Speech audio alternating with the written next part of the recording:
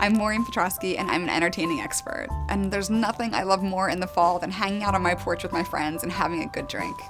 Fall sangria is the perfect thing for when guests come over. It's a big batch drink, so you can make it ahead of time and you don't have to play bartender all night long. For me, a lot of people think about summer sangria, but you can switch it up easily by using things like whiskey and apple cider like I did here.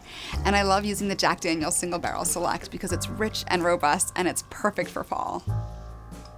So instead of using the traditional brandy and red wine, we're replacing that with some whiskey, using some apple cider. Our fruit is going to be some sliced crisp apples, perfect for fall, and then we top it off with some sparkling wine.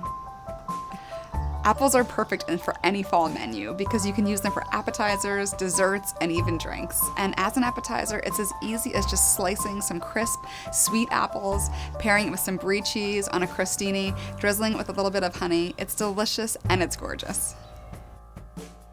Fall can be such a busy time of year, but you can still entertain. Doing things like making a big batch of drinks and easy appetizers lets you spend more time with your friends.